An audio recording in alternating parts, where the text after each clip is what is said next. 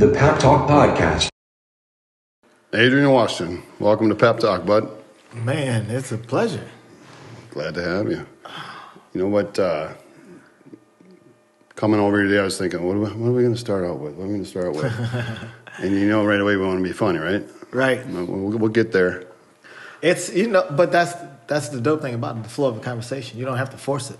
Yeah. You know what I'm saying? Like, we know each other well. My question for you, and where I want to take this right away, is how do you make a dream come true?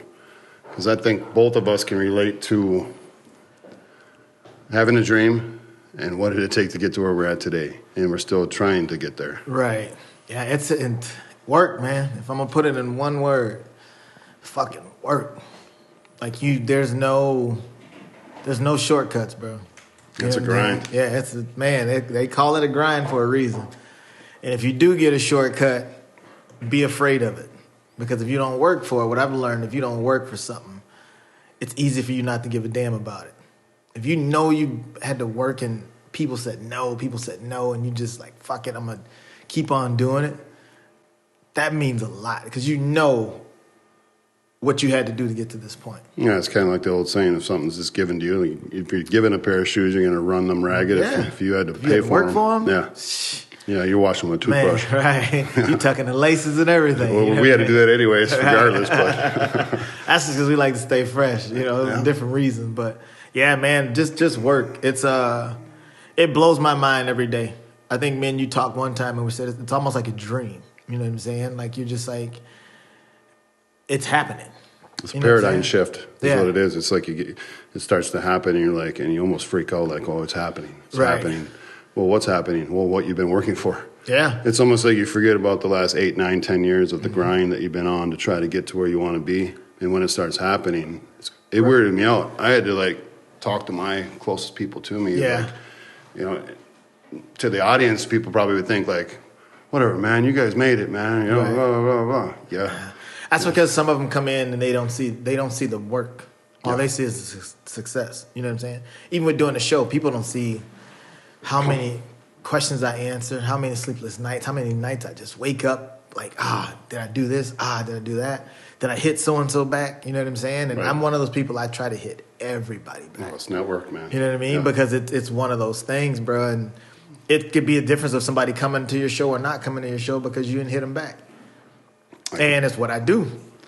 I used to struggle with Messenger. Yeah. Because, anybody can get a hold of you. Yeah. That's what we want. Yeah. You got to get back. Oh, I thought about deleting it, and it's like I want to stay connected. I want to stay around people. I want people to know that I care. Right. You probably have the same good problem I have. A lot of people who know you personally. Yes. So no matter what you post or put out there, go to this to find this out, they're like, nah, I'm gonna hit you up. Right. You know what I'm saying? Yep. Hey, people who haven't talked to me in 10 years that'll just call me on Messenger. I'm just like, yeah, how you been? Yeah. Hey, question for you. Okay. But you still got that heart where you still care. Yeah. Yeah, it's a dope thing, man, because at the end of the day, with social media, it's been great. But the best advertisement is still word of mouth. If I trust you and you tell me, check this person out or come to this is going to be fun, I don't need to hear nothing else. You know what I'm saying? Yeah. So when you have somebody that trusts you that tells you check something out or go to this place or check this food out, you're usually going to do it. You don't have to do the Google reviews or nothing. You know what I mean? I got a great example of that because you also got to be able to get out of your box. Yeah. Okay. So, for example, Wilmer, I feel like I'm well connected. Yep. Care about a lot of people. I've done my part kind of thing. Yep. And I'm going to continue to do my part as a community man and a leader in the community. But a couple days ago, I was in St. Cloud. Checked out a couple of your guys. Yeah. Shane over at Wingnut, and then checked out Christy Gillian over at Chevy Place there. Yeah.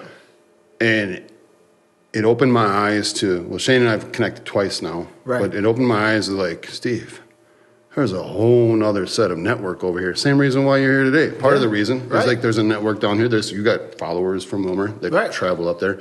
And it's that opened my eyes to how far do you want to take this Pep Talk podcast? How far, what other dreams do you have? And it opened up my mind to think okay, all my dreams don't just have to be in Wilmer. They don't. And I think that's what happens in a conservative community like Wilmer, is that a lot of people think like that. Right. And then dreams don't come true because they don't want to get out of their box. Yeah, and I can say the same for St. Cloud. But what I know about St. Cloud is when this shit hit, I didn't have to go nowhere else.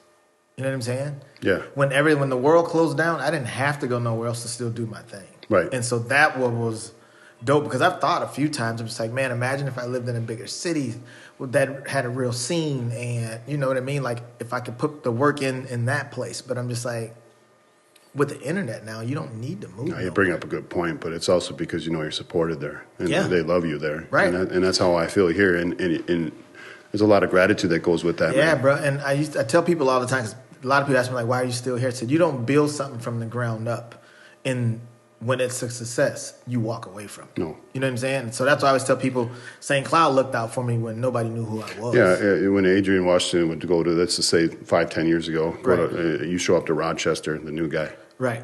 What's that going to do for you? Right. It's going to be a grind. Yeah, anywhere, you just set bro. yourself back, say it 7-10 years, right? Anywhere, man. Because I thought of that too. Yeah, even when I was going out to L.A. doing shows, it's like I got to be funny enough in L.A. to make them remember me for like 4 or 5 months till I get back out there. Right. I can't go out there and half-ass it and be like, oh, I'll come back next week. Nah, I'm gone. You know what I'm saying? I got to make sure they know who I am while I'm here, and then I can get out of here and come back. So when I come back, they're like, oh, that's dude who, you know what I'm saying? Yes. It's crazy because I was doing a show in Vegas, and all the other comics, I didn't even pay attention to it. One of my buddies said something about it. One of the other all the other comics had like what city they were from. Like they had so and so from L.A. Yeah. So and so from Vegas. And they had Adrian from Minnesota. Right. You know what I'm saying? That's like, you don't know St. Cloud. Like you don't even. Right. They barely know Minneapolis out there. Right. They definitely don't know Wilmer. Right. So they just put Minnesota. It was like everybody else got a city. Like you got a whole state. And I was like, yeah. I'm like, it's actually kind of cool though. But I believe everything happens for a reason. Yeah, and it goes back to being there for the people that have been there for you too. Right. Our people have been there for us. Man, through customers, barbershop, tat shop, going to your shows. It's something about being homegrown. I tell everybody, if anybody's ever going to do a story on you, they're going to start at home. Yes. You know what I'm saying? Yes. If you don't have a name at home, why the hell are you going out somewhere else? Like, you got to get the support home. And if you do it right, that's kind of all you need. Like, for me, I don't need the world. Right. You know what I mean? I want to share my gift of laughter with the world, but I don't need the world. Dave Chappelle is a prime example. He lives on a farm in Ohio. You know what I'm saying? All by himself. Yeah. 100 acres, him and his wife and kids. You know what I'm saying? Yeah. Like, you don't have to live on Sunset Boulevard or up in the hills where all them goddamn demons are. Yeah, peace. You know what I'm saying? Yeah. And so for me, it's like, I love, one of my buddies just opened up a new restaurant in Sartell. And me and my wife and kids went there Sunday. But what's dope about going to something like that, one, you're supporting a friend. Yes. Two, you see other friends there. Yeah. I love my network of people that I don't have to go outside of for anything. Right. You know what I'm saying? Whatever I want within that network, whether it be this or that, no matter how extreme, like I know somebody in my network that I can get that from. And I think it's important to embrace that. Oh, yeah. Yeah. 100%. For your well-being 100%, too. man. Yeah. I remember when my wife moved to Minnesota. It was the only time I said I'd leave, because I was like, hey, if you don't, if St. Cloud's not what you're looking for, or if it's too small for you, whatever, I said, we can move closer to the cities. And she's like, nah, where I'm from in Washington's a smaller town too. So she said, plus she's like, you got everything going on there. And I remember telling her, I was like, hey, just so you know, on our worst days, we will still live like kings and queens in St. Cloud. Like, we're going to be all right in St. Cloud. You know what I'm saying? So I love that.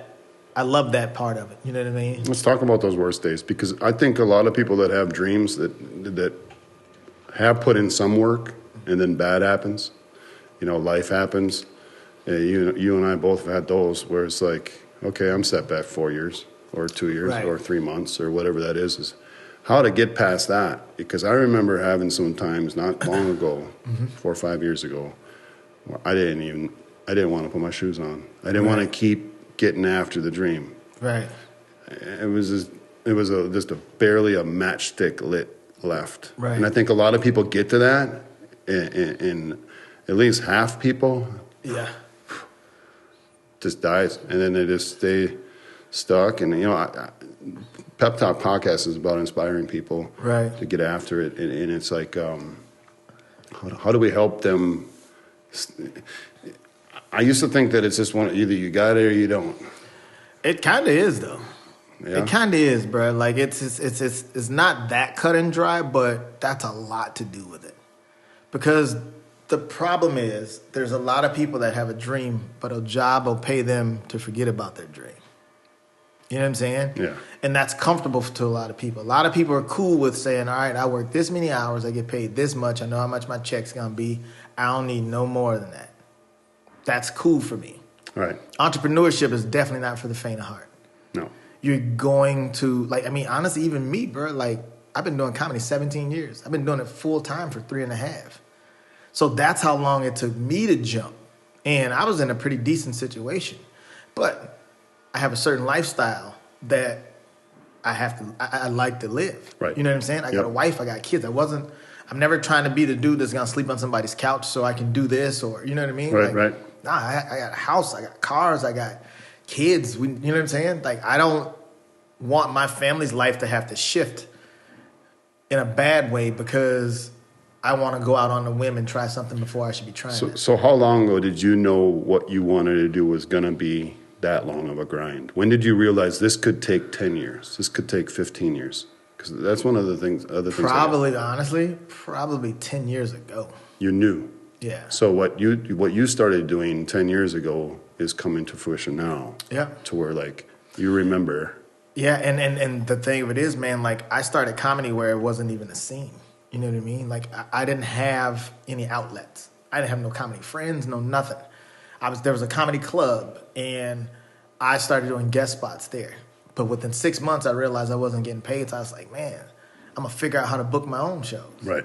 And I didn't even know what I was doing. And some of them were horrible because all we do is get drunk and party. And before you know it, I'm like, everybody's just here to party. We can't do it. You can't do a show now. I can relate to that, to the first, my first bar experience. Yep. All the buddies around, everyone's around, everybody's there. Everybody's just kicking it, man. I got homies coming up from the cities and coming from everywhere, and it's people you haven't seen in a while, and you drink, and you're like, all right, the show's gonna start. I've been to one of those with you. Yeah. And to be honest with you, I would think similar to my entrepreneur mind is well, I don't know how far this is gonna go. Not that I doubted you, right? But we both know that don't mix with success. No, because even with me, I remember we'd start late. You know what I mean? Sometimes I'd start an hour late, but I'd be like, oh, I'll just make the show go an hour later. Right. I'm gonna still give them their time. Yeah. But it's that's kind of fucked up because people have babysitters. Yes. You know what I'm saying? Yes. People said, no, I need you at this time to this time. Yeah. I didn't, me being so new to it, and when I started it, bro, I didn't even know how I was, what I was doing. I was just I know I needed to do it. Sure. Coming to Minneapolis, they weren't letting me do what I wanted to do. They weren't even letting me in the clubs. Right. You know what I mean? So I was I know this is what I want to do. They're just going to make me figure it out. And I thank God they did. And I tell people to this day, I said, don't get bitter, get better. You know what I mean? And I'm I've been against odds my whole life, I felt like. So I'm just this is just another obstacle. And then it's something that's burning inside of me. I went hard for shit that I didn't even care about. Right. So here it is, something I know I have a gift at. You going to make me work? All right, let's get to work. Yeah. And a lot of it for years by myself. I didn't change my price for 12 years. I didn't have sponsors for 12 years. I didn't ask nobody for shit. I just did it. And I've never shorted anybody. So I love that part. You know what I mean? But there's times I remember not enough people showing up and I'm just shit, I still got to pay these guys. Some of my homies be like, hey, here you go. We got you. You know what I mean? That integrity, though, is what got you where you are. Yeah. Because that's how relationships are built. Yeah, but what was so dope, man, there were so many people was just don't stop, bro. Yeah. You on to something. Yeah. You know what I mean? You really are on to something. And meeting my wife, almost 10 years ago, once I met her, I had a partner then. You know what I'm saying? I had somebody who I told my vision to, and they understood it from my set of eyes. Yes. And was just that was powerful. Because I've been in failed relationships before. You know what I mean? I've been in relationships before, and it just those people were just there for the party. Yep. You know what I mean? Yep. Or they weren't there at all. You know what I'm saying? Yep, I can relate to it full-heartedly. Yeah. So having my wife and letting her know, like, this is what I want to do and this is how it's going to go. Like the day, like when my wife, like I used to have my homies work the door for me, or like my sister would help me sometimes. But once my wife got here, she was just like, who's the total introvert? I bet you can remember that conversation. It was probably at home, and you're just like, your empty pocket did it again. Like you didn't make no money, barely broke even. Yeah. And you said, if I'm going to do this, this is what's got to happen. Yeah. And what was dope about her, she never once looked at me and said, what are you doing? Right. You know what I'm saying? She supported you. Never once said, what are you doing? It's important. And that's what I told her. I said, you married a hustler. I said, by any means necessary, I'm going to get it.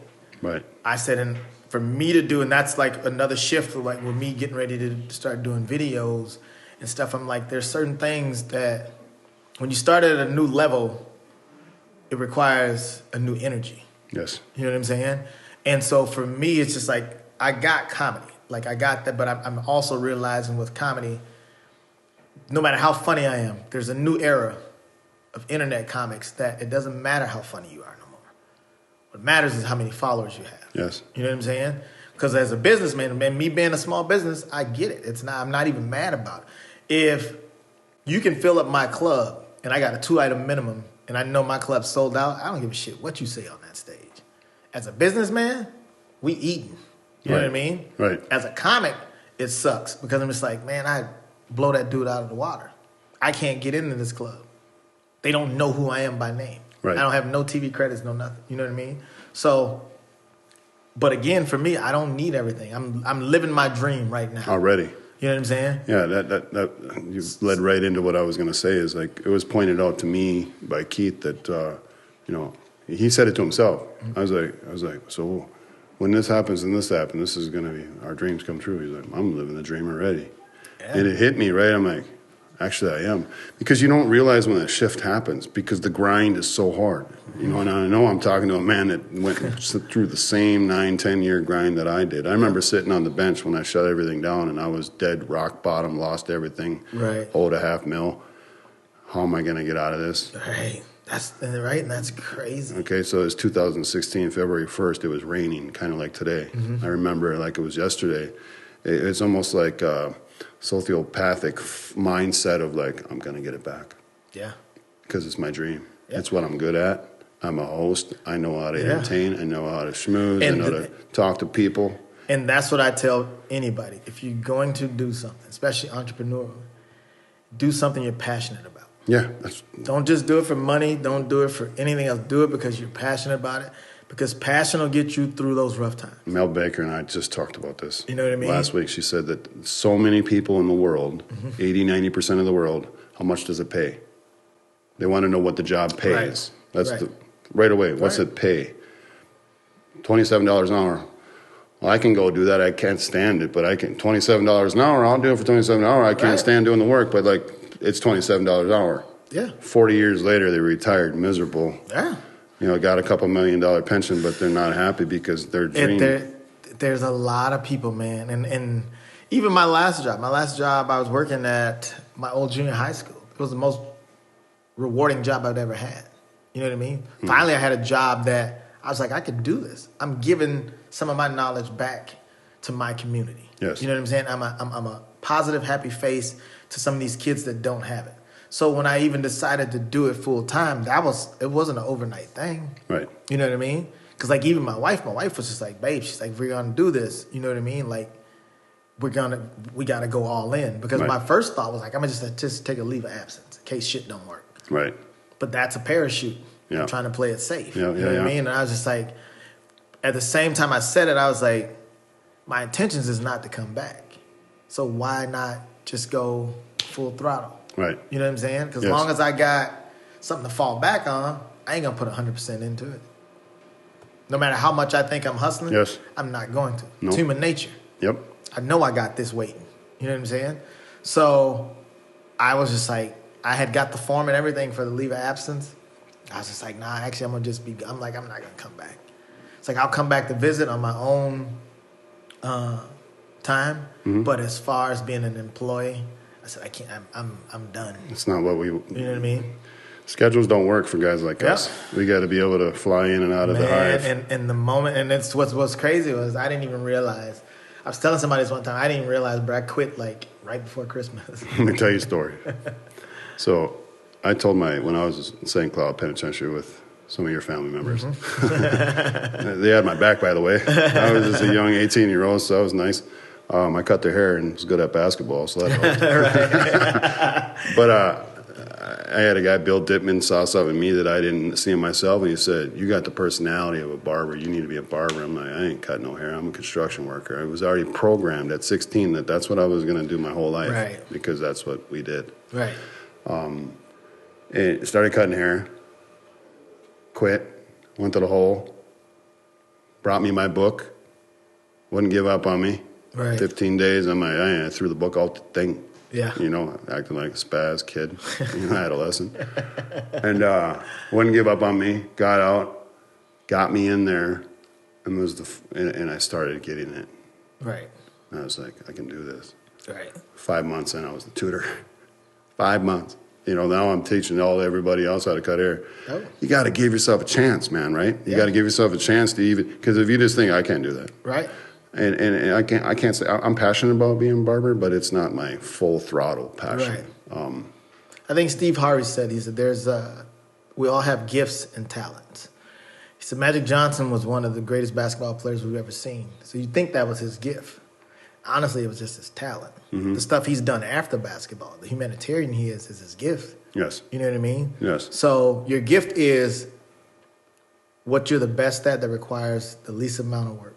Mm-hmm. You know what I'm saying? Yeah. And we all have one. You just got to find out what yours is. You got to tap into it.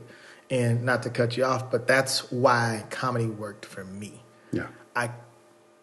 I knew. You're good at that. Yeah. You're good at talking to people. You're good at, you're witty. And I'm a guy who worked the same job, like quit the same job and went back to it 3 times, bro. Yeah. You know what I'm saying? I drove buses. I've always did what I needed to do to put food on the table. Mm-hmm. But I've never walked into a job and it's like, this is where I belong. So fast forward, barber instructor one day is cocking me off about some sports bets or something that I was doing right. Running a ring right out of the barbershop. And I look over at him and I said, I looked at him with gratitude, like this man believed in me before anybody else believed in me in my life. Nobody, more than I believe in myself, more than anybody's ever believed in me in my entire life. And out of my mouth come, I'm going to take your job someday. Right? Right. And it was locked in. Yeah. I still got 5 years to go. Yeah. Still got to do parole and go and come to Wilmer and all that. And then all of a sudden it happened. And I went full throttle, got all the classes, did everything I had to do, had Polo up there because I've been back and spoke 10 times. So the DOC wanted to see it happen because it's a good story. Outlasted 50, 60 people that applied, down to the last 2, get the job. The next day get fired because I didn't tell them everybody I knew, but they told me to leave it blank. So that was a technicality. Appealed it, won, got the job. I was there for 90 days. It was the most miserable 90 days of my life because I can't work like that. Yeah. I can't. I was late. The first week I was late 4 times. I remember when you got the job. I'm going crazy. And then on top of it, which I think there's got to be a change here, and I would love to tap into this someday, is the staff. I was on the other side now, walking right down the hallway saying hi to guys that are back for the 5th time. Right. Like, keep your head up. Right. You can do it. And I'm being that, I know that there was purpose there. Right. I felt good about it, but I was miserable. But the staff were more miserable than the inmates. So it was like the energy, because we know about positive, negative energy, right? When you got negative energy around you, you're trying to radiate positivity. It's tough, bro. So I was depressed, down. I'm working for the man, 9 to 5. Basically, it come down to the education coordinator and say, you either resign or we're going to fire you. I was like, I'll respectively resign. And this is why. I'm an entrepreneur. I can't work on a schedule. And then on top of it, I had bar failing this far, barbershop, tat shop, football teams. It's funny you say that, bro, because I remember you getting the job and you telling me the story like I'm the guy that's going back. You know what I mean? It felt great. Yeah. It was an amazing story, and it is a story. So that lets you know how negative, for those who can't understand that, like it was a dream thing for him at one point in time. Yes. And you made it happen. But consciously you knew, like, I can't do this? I knew before I even took the job. Right. Because I was already telling myself, I remember you telling me. How are you going to program yourself into being a 9-to-5? Dude, you're not a 9-to-5. And then you got to, then just to drive. And I'm just like, dude. Oh, it's going crazy. You can't show up on time. Like, you only can go in the ditch so many times. You can't show up on time for a one-on-one. You got to show up on time for a job, bro. I showed up late. I was hoping you were going to be late today. But it's an amazing story, bro. And it's one of those things, man, where let your good outweigh your bad. You know what I'm saying? I think so many people, attitude is a lot of it. A lot of people just, they feel like, there's so many people like, if I'm going to do it my way. I ain't going to kiss nobody's ass. It's like, it's not kissing ass. It's playing the game. Yeah. For a while, you got to play the game. You got to do what you need to do. I was just telling the kid this yesterday. He was like, man, I don't know about my job, and I don't know if it's for me. I said, bro, don't cut off your livelihood to prove a point. You know what I'm saying? Yeah. You got plenty of time for that. Yeah. Don't cut off I said, you're in a good place. You're in a good place because of the job you had. Do your thing and have an exit route. There's nothing wrong with having an exit route. Yeah. I drove bus, man. I did all kinds of shit. Like I posted the other day, comedy's the only job I've never called into. You know what I'm saying? Like, I remember having jobs and having shows, and I was a runner for this food company, and I remember it'd be like Friday when I'm having my shows, and they'd be like, it'd be 3 o'clock in the afternoon. They're like, we need you to run to Rochester. Mm-hmm. Like, I can't do that, man. And I had one supervisor, man, at the time that was just like he came to a couple shows. He was just like, dude, you're really good. You know what I mean? So, like, when he was working, he was just like, nah, I'll go. Go do your thing. I remember the first time I went out to L.A., I went out there for like 2 weeks. He was like, man, I hope you don't come back. Right. You know what I'm saying? Yeah. But then I got to L.A., first night I'm there, I'm walking down Sunset. And, again, the energies, I could feel the spirits. And, and none of them were good. And I remember telling myself, I was like, thank God I got a round-trip ticket. You know what I'm saying? Something didn't feel right. Nah. I'm like, this is... What was it? Something just the energy of it, bro. Too many bad vibes. You know what I'm saying? What did it take for them to get here? And a lot of a lot of lost souls, man. Like me, I pay attention to a lot. You be sitting there having lunch, and you see this little girl sitting there with her mom, and her mom signing this modeling contract for her. This girl's like 14, 15. They're leaving her in a hotel all day by herself. You know what I'm saying? And it's just like, you know what I mean? I'm like, I don't need that, bro. Right. Came out here to figure it out and see what it's about, and I'm just like, no matter where I go, I can't wait to get home. You almost want to say something. Yeah. But you know where that would go. Yeah. I'm just like, I say a little prayer in my head, wish them luck, you know what I'm saying? But it's just like, but it's fucked up because it's like a lot of it's the parents. Yeah, it goes right back to what we're talking about, though, is how do we know if she's maybe we don't know for sure if she's passionate about it or not, but like as a kid, you're still trying to find your passions. Right. It's probably the mom is passionate about it. Right. The kid's not. It's kind of like me trying to make Q be a barber. You're going to be a barber. Yeah, like me trying to make my kid a comic. I told Q the only reason why I need him to be a barber, and if he wants to be a barber, is so he's got something to fall back on. Right. But I ain't going to make him be nothing. I want him to be whatever he wants to do. Exactly. Make your own path, man. Like, I don't, you know what I'm saying? Like, I didn't do what the hell my dad did. Exactly. I didn't do what my dad did at all, bro. And it's just, it's a beautiful thing when you do stick it out. Because when you do stick it out, and it really starts to pay dividends, and you tell yourself, like, this is all those sleepless nights, all those failed relationships, all those fucking arguments, everything, it all worked. Yes. It worked because you wanted it to, and you worked it. And good or bad, it all had purpose. It all had purpose, bro. Yeah. It all had purpose. I remember getting a contract for Steve-O, and there was words in there that I didn't even understand. I'm doing this by myself. Right. You know what I'm saying? I'm doing this by myself, bro, and I'm reading this contract and everything. Basically, if you mess up, we're suing you. If you mess up, we're suing you. I'm like, God damn. Yeah.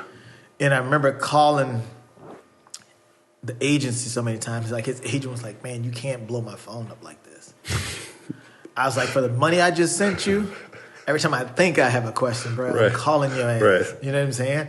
And he was just like, you know what? He said, you're 100% right. He said, because you wouldn't believe how many people get it wrong the first time. Right. He's like, so you're right. Then he respected you. Yeah, you know what I'm saying? Hey, we're doing this the right way. Yeah. And when we sold it out, Like my boy told me. I was there. Yeah. When we sold it out, my boy was like, hey, now they're going to call you. You know, when I go to something like that, especially knowing the person that's doing the whole thing, hosting it, put it all together, I look at everything. Yeah. What did he do wrong? Yeah. What did he do right? You know, not because I want to be like, hey, you did shit wrong, but I'm going to say, hey, I got an idea. Yeah. You should try this. But you always have. And we got to do that. That's how you sharpen each other. Yeah. But I was proud of you, man. I appreciate it, man. Because I know how much it took. I know the grind. Man. I know the grind. And we don't hear that enough. Yeah. And people are happy for you. And I remember even my wife, like we went over there, like I had to turn my phone off because we went over there and I had my guys, you know, doing security. I had people I knew who was going to go pick them up, bring them over there. So I had everything laid out. And I remember my son was there with his friends. I walk in before anybody gets there, just me and my team. And my wife was like, get out of here. I said, what do you mean? She's like, you have a job to do. She's like, you gave us all a job. You have a job to do. You got to perform too. She's like, get out of here. She's like, because the moment you start seeing people, you're going to want to talk. Distractions. Yeah. From what you're doing. And I left and I went to the hotel across the street and I literally had to turn my phone off because as people were walking in, they're like, holy shit, you did it. Like it's sold out. And I remember having the manager at the convention center add chairs like 2 or 3 times. And he's the one who finds the Adrian. He said, at some point, you got to say it's sold out. Yeah. And I was like, you know what? Done. And we had 1,200 people in there. Chills. You know what I mean? Like, yeah. It was so dope, man. And even I have the memories on Facebook still but I remember the next day, everybody, my timeline was just flooded with everybody's profile picture of them and Steve-O. And like I damn near broke down because like I know I did. And the dopest shit about it all was I did it at home. Yeah. You know what I'm saying? It makes you realize something, Adrian, is like you're the energy. Yeah. Guys like us are the energy, right? We can create that kind of stuff. All right? You create those memories for those people. You don't take all the credit, but at the end of the day, if you did not put it together, it would not have happened. And there's so many people that are so thankful. And touched. Yeah. And what was dope about it was those people, there's so many people that came because it was Steve. Like, there's people calling me, man, from 5 hours away. Can I still come? I got, you know, I want to bring my little brother. Can he get in? And we're driving 5 hours away. We don't want to drive there for nothing. And I'm just like, man, I got you. In a very unselfish way, it feels good to be that person that did that for those people. And I would bet that that's more your passion than even the comedy. I know you're funny. Yeah. And I know you love the comedy, but what are you doing? You're making memories for people. But that's even for me. And that's your avenue. Yeah, and even for me, man, like, because even with, like, the first time COVID shut us all down, I was cool with it. I was like, the world stopped. We got some shit going on. Yeah. You know what I mean? I was like, we got to figure this out. Yeah. But then when they said we could do patio shows or being on a patio at 50% capacity, June 1st, right? June 2nd, 3rd, and 4th, I sold out 3 shows on the patio. Right. I had already went over there, me and Rick, the owner of the Red Carpet, and we literally had a tape measure out with tables and chairs sitting on the patio trying to figure out how many people we can get. Yeah. I said, Rick, I need that Tuesday. If I sell out Tuesday, I need that Wednesday. If I sell out Wednesday, I need that Thursday. He was like, done. Tuesday sold out in 3 hours. Wednesday sold out 6 hours later. Thursday sold out the night of the show. In hard times, you got to find a way to thrive. I mean? You got to find a way to thrive. And for me, bruh, like, so then I got to do that from June to November 20th. They've paused us again. November 20th is my birthday. I was supposed to have a show the day after that. Happy birthday. You ain't have nothing. I was supposed to have a show the day after that on the 21st. I moved it. I had already moved the time because they hit the 10 o'clock thing, right? And then they shut it down on the 20th. So then I had to change the time one day, and then I had to move it to the Friday the next day. But at that point, I was like, I know this is it. And I said, it's my birthday no matter what. I don't care if it's 5 people there. I don't care if it's me and my wife. I'm going to be on stage and I'm going to have a great time. Right. And that's what I did. And that one hit me hard. Yeah. That one hit me hard because now I got friends in Texas and Florida and Atlanta. I see them doing all kinds of shows. So for me, I was like, damn, I can't do it just because of where I live. And I was like this close, bro. Probably for the first time in my life, I was this close to depression. I told my wife, I was like, I got to get out of here. I got to go be around it. Yeah. I can't. I said, I don't even care about being on stage. I need to be in the atmosphere. She said, I need you to sit your ass down till after Christmas. We were going to Washington for Christmas. She said, I don't need you getting sick before then. She said, after that, do what you got to do. We went to Washington with the family, had a great time, did Christmas out there. We were out there for 5 days, saw everybody, came home. I went to Vegas and ended up getting on a show in Vegas, and I got to see my friends every night perform, man. The energy and just started building. Yeah, and that's what it's about, man. You know what I'm saying? And I was like, that's where I get my energy from. And I got on this show, and it was a dope show. And by the time I came back, they said we could do Inside 50% again. So within 9 days, I put a show together and sold it out. COVID safe with 110 people at the carpet, because people were also that ready to come out. That's point. And that's my energy, bro. That's my therapy. Yeah. I can't. That's why I love, like, people are just like, man, they're like, it's something different about you when we see you on stage. I said, because it's my God-given talent. Yes. It makes me feel, I don't do it because I'm funny. I do it because it makes me fucking feel amazing. That's exactly what I pointed out. Yeah. And just seeing people's face, man. Like, I used to tell people, I said, I can focus on somebody in the crowd that don't like me for whatever reason. I can easily look at that face. I see it at every show. Or I can look at all the faces around that person, and all I see is belly laughs. People spitting out their drinks. Yeah. I hear the oh my gods. You know what I'm saying? Like, that's it. Right, and a lot of those people, some you know and some you don't. Yeah. Right. Yeah. But there's this Bigger Pocket podcast that my buddy Ben always sends over to me, and they had a guy on there, and he talked about being a bluefish. There's not a lot of us. Right. But they're the ones that can get everybody together. Mm-hmm. That's what you're good at, right? And then you've been blessed with the talent of wit. Yeah. And you're witty and timing and fast, that, and it's funny, and it's the right timing of this.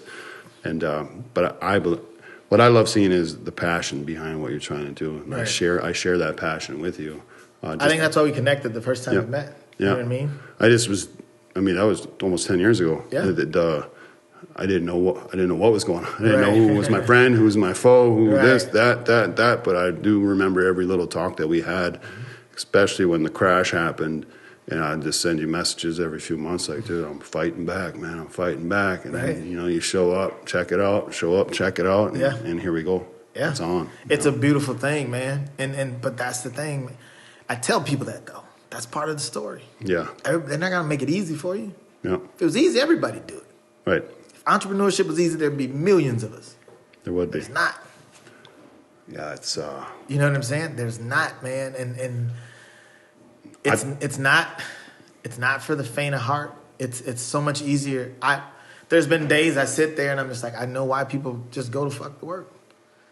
I know why they go punch in. Have you ever asked yourself, there were those days where I'm like, that actually looks better now. I'm tired. I'm wore out. The grind has gotten too hard. And then you're like, yeah, okay, whatever. Your second thought is like, that ain't happening. Nah, because I try my best to find, like I'll tell my wife, because when my energy's off, I just stay to myself. I play a lot of music. I feel like I'm talking to myself, like you guys, like this is a joke or something. Yeah, no, really. Yeah, when my energy's off, bro, that's kind of what I do. Or like I'll call my wife, or I'll go have lunch with my wife at work or something. I think that's the most important thing in this podcast to talk about is that energy. So many. Let me ask you this question: how many bad energy people are around you? None. Isn't it fast just to be able to say zero? Yeah. Because if they walk up to you, bruh, it's like a 360, like a military spin. Bruh, and I don't care who you are. I don't either.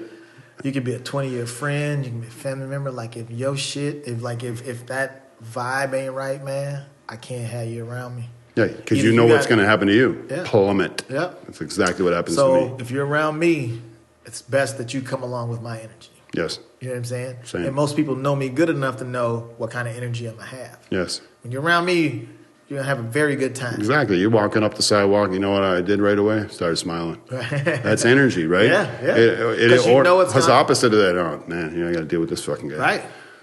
And that's me, bro. And I tell people that. Even the comics I book, I'm just like, man, I wanted you here on time or early to see what you were going to do. but you want to walk in right before you get on stage. Yeah, you're dealing with them guys that are like, that we used to deal with, like, here's my mixtape at 4 minutes before you, that's like, I'm going pro. And I'm like, then you wonder why you get on stage and suck. You didn't have time to take it all in. Yeah. You know what I'm saying? I'm like, the guy just had an interview. I got a show at a casino in Harris, Michigan this weekend. And I told him, I said, he's like, what does your comment pertain to? And I was like, I just kind of see what they give me. I said, I like to give people something that nobody else gives them. You know what I mean? I don't like this show to be the same as the show I just did. And off the top of the head is the best way to go. Yeah, I said, and I've never been here. I said, so I'm going to get there a day early or get there earlier that day and kind of check the town out. And I said, and me being quick-witted, it all comes to me. I said, the last thing I want to do is come talk to you guys about something you have no idea what I'm talking about. Right. I've seen those shows. They're horrible. Right. You know what I'm saying? People relate when... They can relate to the things that are happening around them. Yeah. But again, it's a God-given talent. It doesn't work for everybody. No. They got to have scripts. They got to have the joke. They got to have that. I don't take nothing from anybody that has the balls to get on stage to do it. But I tell everybody I'm going to do it different because I know this is what I'm supposed to do. Right. You know what I'm saying? Right. There's nothing else I'm supposed to do. It's the one thing I am fucking great at. Right. And I love bringing people together. I love bringing people together who probably wouldn't have been together without sitting at that show. You know, on a similar thing, going back and speaking at prisons or even just running for mayor, having to go talk in public in front of newspapers, radios, all that. I used to be, like, afraid of that stuff. Yeah. You never get rid of the, like, here we go. Yeah. And then it's like, boom, and it's on. Yeah. And the ones that are gifted with it can just roll. Yeah. This is what I'm here to talk about. And the ones that can't, they got to go to it. Yeah. Crazy thing about it, man, I never even have an opening joke. I have no idea what I'm going to say when I get, like, when I walk on stage, I never know what I'm going to say. Never. And it's kind of weird. I'm like, Adrian, at least figure out an opening joke. But I never do because all the crowds are different. You know what I'm saying? Right. And I just, I roll with it, and I tell people, I'm not even a comedian, man. I'm just a professional shit talker. It's in my DNA. I've learned to work it very well. I think this podcast is meant to be. Yeah. It definitely is. I'm the same way. It definitely is, man. And I don't know. If you don't take nothing away from this podcast, even if you don't want to be an entrepreneur, at least life's too short for you not to do what makes you feel good. What you love to do. You know what I'm saying? What's your passion? At least do something and then again, I'm not saying stop everything you're doing and quit your job, but at some point, have a plan to do something that makes you happy. Like even my wife at her job, I'm like, she'll tell me she's mad about something. I'll say, okay, what are we gonna do? Is it time? You know what I'm saying? Or is it just a bad day? Right. You know, if it's just a bad day, let's figure out how we can make it better and keep it pushing. Right. But as long as you have more good days than bad, we'll be all right. When those bad days start to pile up, it's time to go. Sure. I mean, you know what I mean? She's like, I agree 100%. And she understands about your energy, and she ain't going to keep on, like... Oh, but all I got to do is pop up. She called me yesterday. Yeah. She didn't even know I was on my way to her job. She's like, man, some of the customers just rude today. Right. And I was just already on my way there. You know what I mean? Yeah. I know once she sees me and crack a couple of jokes, give her a kiss and a hug. Change the whole mindset. Yeah. She's done. Yeah. It's just like the same with my mom, man. My mom does that for me. I love, like, my mom's 71 now. I love when she's got the energy to crack jokes with me. She's witty with you. Yeah, you know what I mean? Yeah. I when I call her and I can hear she doesn't feel the best today or whatever, I just let her rest, you know what I mean? And then I go see her and we laugh. Like, I just bought an old school and I brought it by there for her to check it out. Where she live? She 10 minutes from me. Okay, she's in Sartell, okay, yeah. Okay. And I brought it by her for her to check out. She hopped in her. I said, I'm going to pull up to your patio and blow the horn. So I pulled up to the patio and blew the horn. And we were getting ready to come in the house, me and my wife and kids. And, man, we got in the house because I got keys to her house. Mm-hmm. We got in the house. She's in her wheelchair. She got the door open, ready to come outside. So I'm out this. I'm out. She's like, nah, it's a beautiful day outside. Let's go outside. My son loves me. Right. So I was like, let's make it happen, Mom. So she went out there. She said, Adrian, she said, I love it. She said, awesome. I love it. She said, you going to put all that music in there like y'all? Yeah, how can that not bring your energy up? You know what I mean? Yeah. Like, it's just dope, man. And, like, she loves how me and my wife, she's like, man, she said, she teases me all the time. She said, if I could find a man that treat me like you treat Laura, she's like, I'd get married in a heartbeat. Yeah. You know what I mean? She said, because I was talking to her yesterday. I said, Mom, you always told me don't make it look like you didn't teach me shit. And I've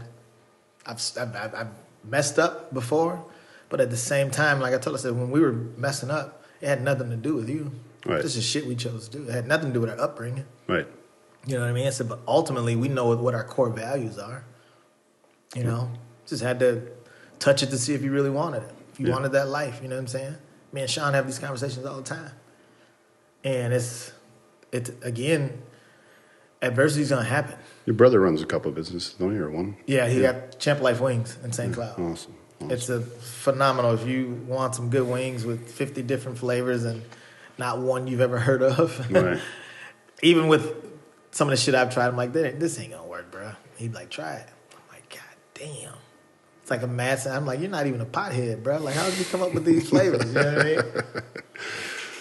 No, it's about putting the right people around you, the right energy around you. I think a lot of people struggle with those 3, 4. It could be their spouse, it could be their mom, their dad, the closest people to you. It could be the negative energy stopping you from progressing. The problem with the closest people to you is they know you best, and they're like, nah, we grew up together, and you love them. Yeah, but to them, they're like, you come from the same place I come from. Right. You ain't gonna make it because nobody makes it where we're from. Right. You know what I'm saying? What makes you think you're better? Yeah. What makes you think you're better? You know what I'm saying? You come from the same fucking block I come from. You've been through the same shit I've been through. We're going to work here because that's what we do. And there's people out there that could break through that, but they're letting that stop them. They let it stop them a lot. Because the problem is you think those are going to be your biggest supporters. Mm-hmm. They're not. They know you best. The best way to find that out is to lose everything. Mm-hmm. And see who knocks on your door. There was a quote I heard a long time ago. It said, money changes things. When you're both broke, there's no strain on the relationship because you already know you're both broke. Get some money and see what happens with that relationship, especially if one of you gets some money. See what happens then. You know what I'm saying? All I ever wanted was everyone to get it. Yeah. But that's why you're blessed. Don't work. But I tell people that. So when you have a certain amount of knowledge, or you're the one who has made it per se, you have a responsibility to give that back to somebody. The way you keep getting blessed is by blessing others. I could have easily, for the last 10 years, done every show by myself and probably had just as many people come out. That's why I don't get caught up in what people have done unless it's somebody, like Steve-O or Donnell or something like that. But, like, people really don't care about what you've done. I don't care. I care about what you're going to do tonight. Right. You know what I'm saying? That's never been a sales pitch for me. Because I know my people trust me enough to know I'm bringing somebody who I think is pretty goddamn funny. And guys like us are always looking forward, too. Mm-hmm. We're always, what's the next step? What's the next level up? What's the next this? And people that are looking at what they used to do or what they did or what they've done, they're not leveling up. Yeah. Because you can't focus on that stuff. Because it's easy to fall stagnant. Me and Shay was just having this conversation, man. Like, he had to move to Dallas. And I was like, nobody put pressure on you in the cities. You're comfortable. You're making money. You're killing your shows. Like, there was no spark. You're comfortable. It's easy to get comfortable. Mm-hmm. You know what I'm saying? Truly. Because, like, for me, I'm always trying to figure out what's next. But, like, the great thing about my wife is once the show's over, she'll be like, hey, get away from that computer. You did it. It's done. Like, enjoy this right now. Get back to it tomorrow. She's like, but for the rest of the day, stay the hell off. Oh, yeah, you got to know how to turn that light switch off. Yep. And it's a dope thing. It's tough, but it is good to do. Yeah. Before you know it, we're drinking wine and grilling or smoking meat, you know what I mean? And just taking it all in. Yeah. Like, even the show with Eddie coming up. I got 4 shows with him next week. I was trying to put some shit together for the next week after. And I'm just like, why isn't things happening? This should be easy. You know what I mean? And I'm just like, nah, I'm going to need that time. I know I'm going to need that time. We got 4 shows to knock out. Yeah. You know what I'm saying? I started off with Eddie Griffin in 1 show, right? 2 shows. You started out with 2 shows. Yeah. We were going to do 2, one Friday, 1 Saturday, 7 o'clock. Right. And then earlier this week, I think Monday, we added 2 9 o'clock shows. That's awesome. Yeah, man. Yeah, I saw all that. the VIPs sold out. Go to ShowtimeConcerts.com if you want to get tickets. I think all that left is general admission, but it's not a bad seat in the house. It's still COVID safe. You know what I mean? We're only selling 250 tickets at a show. So, I mean, it's Eddie Griffin, man. Yeah. You know, one of the greatest. Yeah. If you know anything about comedy, one of the greatest to ever touch a mic. I'm just blessed that with everything going on, people are responding to it the way they are. People want to get out, man. People want to get out, but bigger than that, Adrian, you worked hard to get to that point, and people want to support you. And I appreciate it. It's really important to take all that in and enjoy that moment. I do, and that's the thing. I tell people all the time, when we do stuff like this, we do it and hope people feel like we feel about it. Right. You know what I mean? Even if you're a musician, you're like, I put everything I had in this album. I hope they respond to it the way I felt about doing it, you know. And I understand things happen. Shit happens all the time. But when you're consistent and you're genuine, I think it pays off. You know what I mean? I completely agree. And I also think that it's very, very important to take it all in for yourself. Yeah. Because and be proud of yourself. Because if we focus too much on everybody else and how they're going to respond, and if they're going to love it as much as you love it, then you forget about you. Right. And right. I've been there. And for me, it's just I love it no matter what. I love it if it was just the 2 shows. Right. I love it if it's 1 show. Right. You know what I'm saying? The blessing is there's a major cat that's coming. And I just happen to be blessed to be the one to bring them, me and my partner, Rob. You know what I'm saying? And it's opened up doors that it's been a minute since I brought somebody that big. You know what I mean? Like he might be the biggest I've ever brought. But what's dope about a lot of this shit is everybody I've brought, I built a relationship with them. Right. You know what I mean? You've had them chats, you've had them talks, and they can tell that I would bet that a lot of those guys are like how you and I are. Yep. They're a lot of them, man. Yeah, they got that and personality. When they sit, like, there's so many people, especially when I bring them to St. Cloud, so many people like, St. Cloud was never on my radar. And they come, and then my people come out, and they see it's just a dope-ass vibe. You know what I'm saying? There's people just like, man, I wish I could stay here another day. Adrian, what you're doing in St. Cloud is exactly what I want to do in Wilmer. You and know? that's why I gave up on the dream. Maybe not the comedy route. Right. I'll have comedy shows here, but it's not about the comedy. It's about just the niche of want to be an entertainer. Yeah. I want to, and just giving you want to host people. You want to give them something that they don't get. And in a community where, this is what I hear at the barbershop all the time. Yeah. There's nothing to do. Yeah. This town sucks. Yeah. I'm tired of hearing my town talked about like that. There you I'm go, tired bro. of it. There you go, bro. So and that was my thing. You can do something about it, or you can bitch about it, or do something about it. I'm doing something about it. Yeah. And one thing I knew with comedy was, I was like, the last thing I'm allowed to happen in St. Cloud is for somebody else to do it just because they can. Right. Because they had more money than me or whatever. I was like, nah, comedy's going to be my thing. Right. You know what I'm saying? Right. You can have any other genre you want, but for comedy, you can't touch St. Coming Cloud. through me. Yeah. And your people will support that. Yeah. Yeah. And there's people that tell me, they're like, man, these people that hit me up about doing a show here, doing a show there. They're like, nah, this is Adrian Washington territory. Yeah. You know what I'm saying? Yeah. And it's dope. I feel that. It's dope because you earn that though. Yeah, relationships and caring about people. They don't have to. No. You know, so I really appreciate that part of it. But like, I know what you mean. We just drive the cities for everything. Everything, bro. No, I want to give these young guys and everybody a chance to experience some stuff that they're not going to experience because they don't know how to get out of that. So before we wrap this up, I think the important thing is if you're going to do something in life, lead with passion. Not about money. Don't focus on the money. If you're passionate about it, money will come. Yeah, it's you'll have more money than you know what to do with. It's the bonus. Yeah. It's the bonus. You're at peace plus getting paid for it. Yeah. And think about that for a second. You're getting paid to do what you love. You're at peace. It's easy. Yes. You know what I'm saying? You get to do it your way. Because for a long time, you're going to do it for free. But you're going to do it because you love it. Right. Why do you think some of these basketball players are the greatest ever? They're doing it for free. They loved it. They loved it. You know Money came after. Yeah, money came after, man. They knew it'd come because they did what it took to get there. And the second thing is get them bad energy people out of your life. I'm going to tell you real quick. I had to make a list. 71 people. Oh, my gosh. Okay, it took you years. Whew. Okay, how do you do 71 one-on-ones? You can't do one every day. You're already burnt out from the first one. You need a few weeks, right? So 3 years ago, the last ones were about 6 months ago. And when that's gone and you have no more negative energy around you at all, peace. And then you can dominate. Yeah.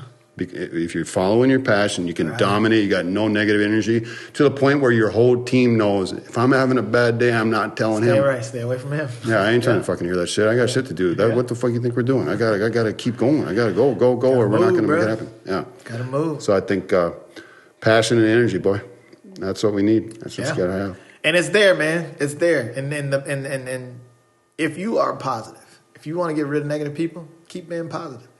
It'll fucking eat them up. Yeah. They'll remove themselves from you. Yeah, and don't look backwards, man. Yeah. Stay forwards. Don't look at it. Some people are there to teach you a lesson. You know what I'm saying? Mm-hmm. Everybody's not there. I think Nipsey said, a circle that small, everybody can't go. No. The people who's supposed to will. Yeah. You and Dustin been at this a minute. You know what I'm saying? Yeah, what else you say? Find your passion or you're wasting air. There you go, bro. Yeah. It's good to see you, man. Appreciate it, bro. All right, love you. The PepTalk Podcast.